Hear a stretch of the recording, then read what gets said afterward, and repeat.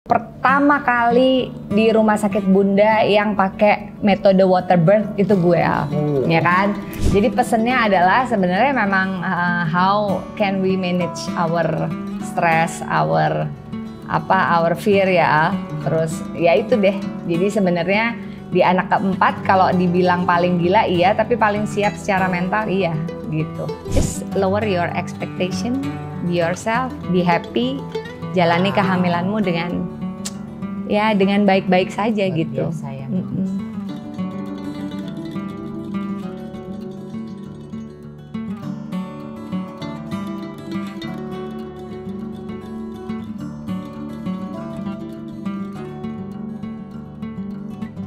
Assalamualaikum, kembali bersama saya di Dula Alia Channel. Sore hari ini kita mau ngapain nih? Ada bestie aku loh yang lagi datang ke sini. Kita mau ngobrol-ngobrol. Nah, coba kita simak ya. Apa sih yang mau kita obrolin? Coba kita ketemu ya dengan bestieku. Hai Nah. Hai, kameranya kemana nih? Sana, sini. Oh, hai. Selamat datang di channel Dula Alia. Nah, thank you. Ini udah yang berapa ya? Ada lah pokoknya, ada kedua ketiga kali lah gue ada di sini. Jadi, ya kan. Nah, coba lihat deh, Maminat ini kayak makan pengawet nggak sih? Pakai formalin. Pakai formalin. Kita mau ngobrol apa sih hari ini? Apa? Tentang gue? Tentang lo? Kalau kita udah sama-sama tahu ya tentang lo, apa yang mau kita kupas? Kayaknya kalau kita udah sama-sama dikupas. Iya. Mungkin nih moms di rumah ya kan banyak yang tanya. Ke gue banyak yang nanya gitu, Mbak boleh nggak kapan-kapan cerita dong Banat sama Mbak Alia itu gimana sih waktu proses hamilnya anak-anak. Ini kan kita sama-sama ibu beranak 4 ya. Iya. Kan ibu kaki meja, kita geng kaki meja ya Mam. Berarti kuat. Kuat ya. Berarti kuat dan stabil. Benar. Balance. Nah, mereka tuh penasaran gitu, makanya aku undang nih sekarang. Ini Maminatnya ya, my bestie, dan kita sudah mengarungi berbagai gelombang kehidupan bersama dengan anak-anak ini juga. Nah, teman-teman mau nanya, kalau lo itu kan hamil udah 4 kali ya, jarangnya kan lumayan nih, jauh-jauh ya. Terus yang mana sih yang paling berkesan kehamilan? Kalau dibilang berkesan ya semuanya pasti berkesan gitu, karena anak pertama si Prince itu si 18 tahun aku ngelahirinnya sesar. Terus kemudian anak kedua dengan jarak 3 tahun ya si Royce itu pertama kali di rumah sakit Bunda yang pakai metode water birth itu gue, ya kan. Di situ gue kenal yang namanya gentle birth dan teman-temannya lah ya. Kemudian yang ketiga itu jaraknya jauh ya. Teresa itu sekarang masih umur 6 tahun. Waktu itu gue ngelahirin di rumah. Bisa dibilang sendiri ya, cuman sama midwife doang. Terus dengan gaya yang beda banget gitu. Dan itu beda lagi excitednya buat gue. Anak keempat sama lo. Itu yang gue bilang sih. Yang segala-galanya ya. Ngebut lo itu gue. Ngebut, lo nya ngebut, tapi gila sih Alia dampingin gue itu bener-bener suatu yang unforgettable karena ada lo waktu itu ya kan. Terus gue nggak ada siapa-siapa, nggak ada yang mendampingi, orang tua juga nggak ada gitu. Pasangan dibilang ya ada dan nggak ada ya kan, pasangan gue ya dia ini gitu. Itu anak keempat, itu lahir di apartemen. Di Betap ya? Yang gue sewa apartemennya dari Alia juga. Di Betap. Di Betap ya, pokoknya kayak gitu deh. Jadi semua punya cerita, semua berkesan, semua adalah cara melahirkan gue yang gila menurut versi Anda, tapi keren menurut versi gue. Udah kalau sama Maminat ini ya memang agak-agak ekstrim sih. Gimana enggak coba, udah bukan 5, 6, 7 itu masih ngeblow dia. Tetap kan gue mau cantik dong, oke kita panggil yuk, kita panggil tukang blow ya. Jadi pas ngobrol gini, al kontraksi nih. Jadi ngeblownya sambil dijimbol ya kan. Itu bukaan, gue inget banget tuh bukaan 7. Ini anak keempat ya, cerita anak keempat. Jadi si Max itu waktu udah bukaan 7, gue pikir kok gue kurang cakep ya, rambut kok kurang on gitu ya. Panggil lah si online salon, panggil. Terus setiap kali kontraksi gue bilang Al gue mau kontraksi. Jadi itu sampai yang ngeblow gue kayaknya stres ya. Ngilu Bu ya. ini nggak apa-apa bu, bu ini nggak apa-apa bu, nggak apa-apa. Gulanya santai, bumilnya juga santai. Sesantai itu kita. Jadi pesennya adalah sebenarnya memang how can we manage our stress, our fear ya Al. Terus ya itu deh. Jadi sebenarnya di anak keempat kalau dibilang paling gila iya, tapi paling siap secara mental iya gitu. Luar biasa ya. Kalau ceritain dan di saat hari itu di ruangan itu wow sih. Dan kita enjoy aja ya waktu itu kan. Iya. Karena anak-anak yang besar juga mengawal dengan doa gitu ya. Terus ya namanya udah ada experience ya. Cuman memang tetap ada miss-nya tuh gue.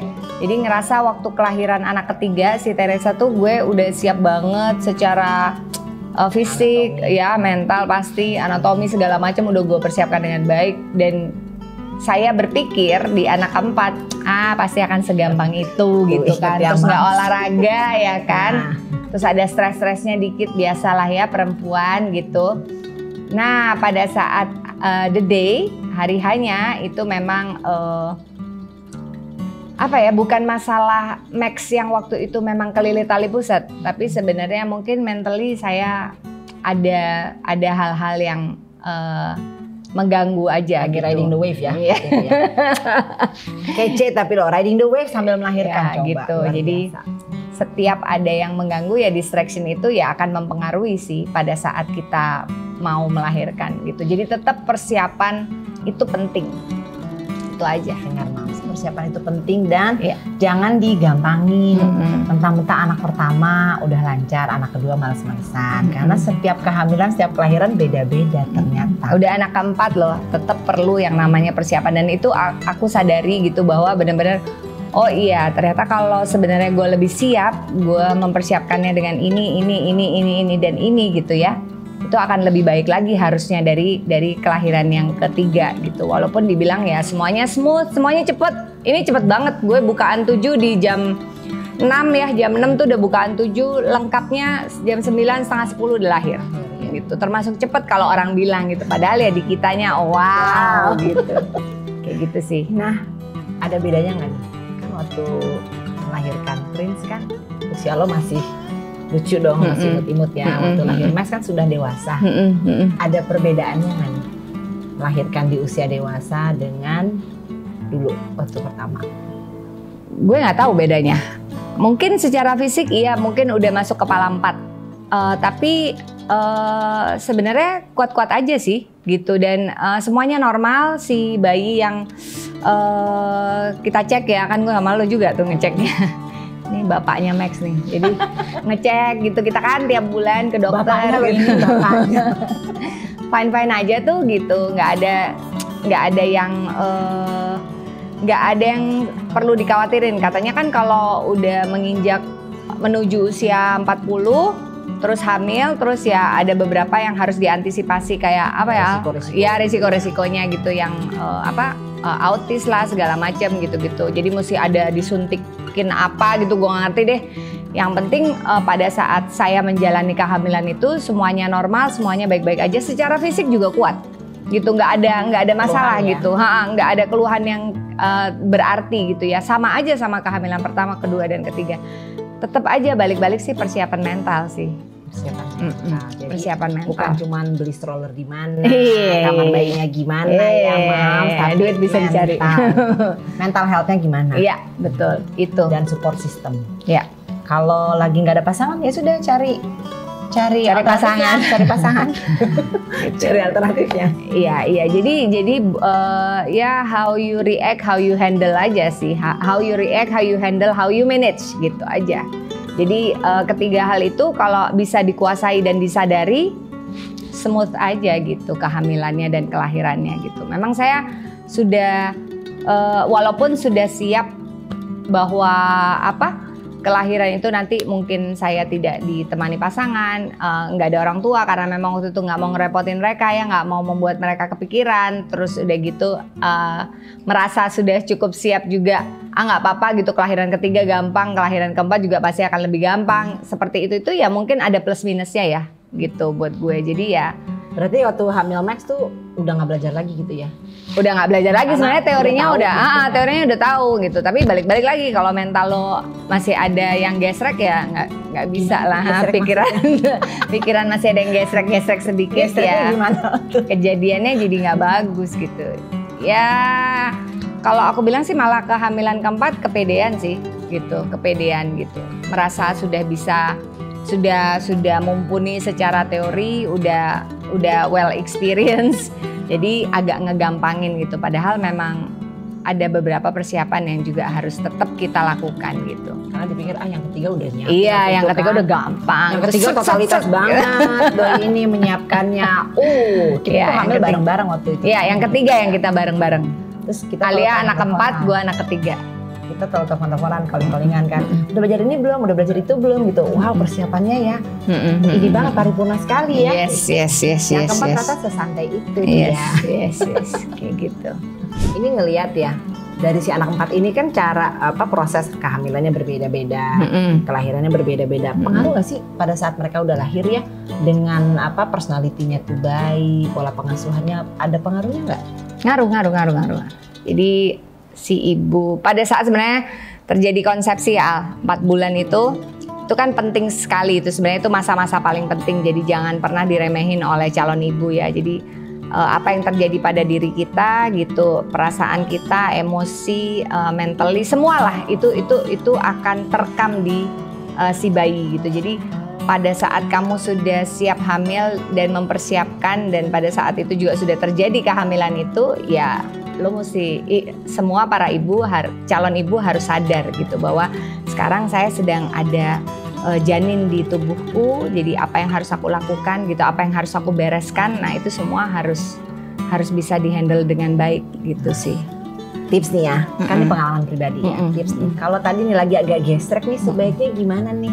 Tips-tips untuk dilakukan para moms di rumah yang mungkin sekarang sedang hamil, lagi kena gelombang ya, bisa gelombang tsunami atau gelombang yang kecil-kecil, gimana caranya? Kalau dari aku, memang cara saya menghadapi masalah itu sebenarnya kan kembali lagi bagaimana kita bereaksi terhadap masalah itu kan. Kalau kecil besarnya itu kan nggak bisa diukur gitu. Kadang menurut saya kecil, menurut Anda besar ya kan gitu. Jadi sebenarnya bagaimana kita bisa menghandle situasi itu dengan cara yang cepat sih. Itu sih kalau dari saya, karena pada saat kita sudah bisa menghandle situasi itu dengan cepat, dengan sadar, menerima, ya saya terima dulu kondisi itu. Ya oke, baik buruknya, enak nggak enaknya ya saya terima aja, I accept it gitu. Dan saya sadari, dan setelah itu saya cepat-cepat mencari solusi gitu. Karena saya nggak mungkin berada dalam gelombang itu terus-menerus, terus akhirnya saya merasa ada pressure, stres, gila sendiri gitu, dan akhirnya nggak selesai juga, kehamilannya jadi berantakan, emosi saya up and down, dan semuanya akan jadi nggak baik buat janin. Dan itu adalah tanggung jawab terbesar kita sebagai seorang calon ibu ya. Jadi kalau kita sudah berani hamil, itu kita harus berani bertanggung jawab istilahnya. Berani hamil, berani bertanggung jawab. Dan nggak usah minta orang lain untuk bertanggung jawab. Tuh, benar ya, Mams. Tidak perlu minta jadi orang lain. Menyalahkan pasangan, terus menuntut ya, atau terus mencari-cari kenapa kok saya bisa begini, apakah karena orang tua saya, nggak perlu ya. Semua adalah otoritas terbesar ada di tangan kita. Menurut lo nih, kan tadi lo bilang kan nggak usah mengandalkan siapa-siapa aja. Tapi penting nggak sih, seberapa penting buat dirimu support system selain misalnya pasangan ya, komunitas atau mungkin teman-teman?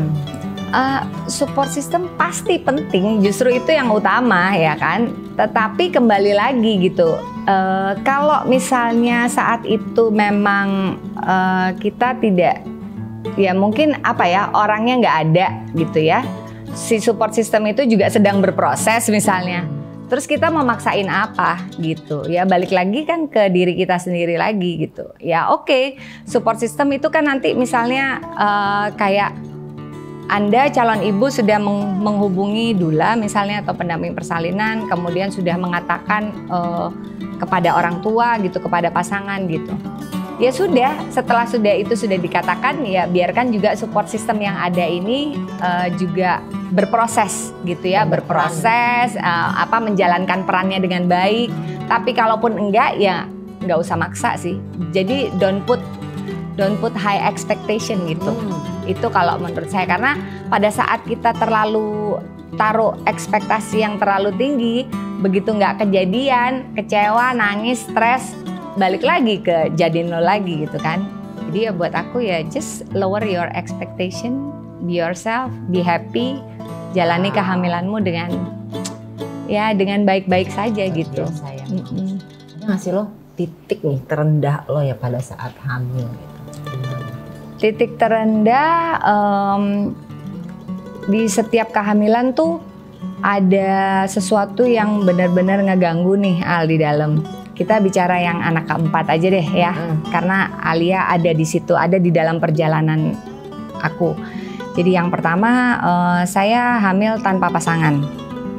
Kemudian kedua saya sedang dalam kondisi financial yang bisa dibilang tidak baik saat itu ya, karena emang kebetulan pasangan ini bukan hanya mengganggu secara rasa ya, tapi dia ganggu juga financial saya gitu. Jadi benar-benar tidak ada orangnya, kemudian tidak memberi nafkah gitu. Pada saat saya sedang hamil itu kan waktu itu memutuskan untuk tidak aktif dulu ya di dunia pekerjaan gitu. Jadi semuanya serba benar-benar hanya menggantungkan tabungan ya. Terus harus hamil pula gitu. Nah, menurut gue sih itu titik terendah ya. Tapi ya kembali lagi karena ada si titik terendah ini, gue jadi terbang lebih tinggi sih. Itu yang terjadi. Ada momen apa yang bisa bikin lo shifting tadi ada titik terendah itu apa sih yang bisa yang ngerubah? Apa ya? Karena pada saat menjalaninya itu kan gila, gue harus dapat ini gitu, tekanan ini gitu. Terus tiba-tiba yang pasangan gue begini gitu. Terus tiba-tiba juga yang gila gue di kondisi ekonomi yang mungkin tadinya baik-baik aja, terus tiba-tiba yang gila gue udah menuju zero nih gitu. Terus gimana persiapan gue nanti pada saat ini mau melahirkan, sementara ada 3 anak yang juga harus gue urusin kan gitu. Terus gimana nih ke depannya, abis melahirkan terus gimana nih, gue mesti ngapain? Itu kan banyak hal yang akhirnya jadi pikiran kan saat itu. Tapi ya duduk diam, kembali membuat connection yang baik dengan Tuhan, kemudian menyadari segala sesuatu yang terjadi ini ya, ini adalah sebuah hidangan yang hidangan yang berbeda aja sih gitu. Jadi gue ngerasanya harus diam itu benar-benar karena gue harus melakukan sesuatu yang besar di hidup gue, karena tanggung jawab gue saat itu adalah anak-anak dan janin ini itu. Jadi benar-benar konsentrasi, benar-benar kembali ke dalam diriku, kembali benar-benar memikirkan hanya solusi dan solusi gitu. Jadi gue sama sekali nggak mikirin masalahnya Al, gue cuman mikirin solusinya gitu aja. Jadi itu mungkin yang membuat gue cepet move on, cepet switch on gitu, berubah segala sesuatunya akhirnya ya. Luar biasa berarti ya, waktu itu tuh gempurannya luar biasa gitu, informasi terus deh gitu, wih gila bener-bener sampai, dan informasinya banyak hal kan ya, itu kan. Memutuskan untuk memutuskan silaturahmi dengan beberapa orang yang menurut gue nggak perlu, itu juga gue lakukan gitu. Terus benar-benar hanya berkumpul dengan circle yang gue mau gitu ya, yang mungkin orang bilang kalau lagi hamil tuh harus begini ya, bodoh amat deh gitu. Yang saya pikirkan hanya diriku, bayiku, dan anak-anakku gitu. Jadi bagaimana supaya ini semua nanti baik adanya sampai melahirkan dan setelah melahirkan. Itu aja sih gitu. Itu berarti you rebirth again ya? Iya. Dengan proses itu. Betul. Benar-benar pada saat Max lahir tuh lo juga terlahir kembali. Ya sebenarnya itu tuh kalau melahirkan ibunya juga terlahir kembali sih gitu. Cuman ya gelombang baby Max ini lumayan bikin lo keren yang bikin gue kayak gitu. lo yang keren. Gitu. Tapi luar biasa sih, aku sebagai saksi hidup ya perjalanan dari seorang Natalie Margaret. Bagaimana menjalani proses kehamilan yang keempat ini dengan keadaan yang luar biasa dan bisa coping, bisa melalui dengan sangat baik ya. Iya. Karena setelah itu nggak butuh waktu lama untuk bisa kembali menjadi baik ya, semuanya lah. Kalau orang ukurannya financial ya semuanya kembali menjadi baik dalam waktu yang tidak lama. Kemudian secara personality juga, maksudnya yang tadinya mungkin orang pikir oh Natalie terpuruk gitu kan, terus nyungsrep nggak bisa ngapa-ngapain ya, mukanya juga mungkin jadi orang yang stres. Oh kalau saya enggak, saya malah dandan, saya malah dandan ngurusin badan ya kan. Nah terus deh gitu ya, pokoknya cantik itu bukan untuk orang lain tapi untuk diri sendiri gitu. Dan saya pengen terlihat baik di depan anak-anaknya, jadi figur yang baik gitu. Itu aja sih. Wow, luar biasa ya kita mendengar cerita dari Maminat ini. Jadi moms di rumah yang lagi hamil, lagi LDR, lagi mungkin dispute sama suami, atau mungkin sama cuman itu katanya. Gue apa tadi? Gue catat ya, keren semuanya ya. Jadi ya mungkin ini bisa jadi salah satu inspirasi buat moms di rumah ya, bahwa seorang Maminat, seorang Natalie Margaret pernah mengalami titik terendah dalam hidupnya, dan dilalui di saat beliau sedang dititipkan sebuah jiwa dalam dirinya. Kebayang gak saat itu? Iya, jadi flashback lagi gue. Gitu. Tapi ya maksudnya apa ya? Ternyata gitu pada saat ada kondisi itu tuh kita juga harus sadar loh. Kita sebenarnya dipertemukan sama orang-orang yang baik gitu. Alia ya kan, terus mama papa juga akhirnya semuanya berubah, semuanya rebirth, semuanya terlahir kembali menjadi orang-orang yang ya versi gue tuh mereka jadi orang yang berubah jadi baik lah gitu. Kita semua diberikan apa ya? Diberikan pelajaran, diberikan sesuatu yang akhirnya membuat kita ya itu reborn gitu. Kembali menjadi manusia yang baru yang tentunya lebih baik itu sih kayak gitu. Thank you for choosing me dalam perjalanan ini. Iya, lo juga milih gue sebenarnya sama-sama. Thank you. We love each other. Iya. Karena sebenarnya waktu kita hamil ketiga, gue ketiga dia keempat, itu juga kita punya cerita yang seru gitu. Mungkin ini harus satu episode lagi. Satu episode lagi ya, menceritakan keseruan itu. Iya. So, moms di rumah, nanti kalau mau ada pertanyaan apa-apa, boleh nanti langsung DM atau komen ya di video ini. Dan kita sudah mengetahui ya moms di rumah bahwa apa yang dirasakan seorang ibu hamil pada saat dia sedang mengandung bayinya dalam kandungan, itu sebenarnya sudah mulai proses mengedukasi, mendidik, apapun rasa yang ibunya rasakan itu langsung ke bayinya. Dan dari cerita Maminat kita bisa lihat bahwa seorang Maminat berjuang untuk meregulasi dirinya agar yang diutamakan, diprioritaskan adalah bayinya. Yang lain kantongin dulu. Nanti setelah bayinya lahir banyak waktunya buat beberes lagi, inner work lagi. Adnan, thank you banget ceritanya. Sama-sama. Menginspirasi semua moms di rumah. Mudah-mudahan. Jadi jangan khawatir kalau mom sekarang lagi sendiri. You are not alone. Ini contohnya. Yes. Dan sudah bangkit. Yes. Ada pesan cuman butuh sedikit waktu ya kan untuk kita bisa kembali beberes ya, untuk kita bisa kembali lagi seperti kita yang moms mau juga gitu. Jadi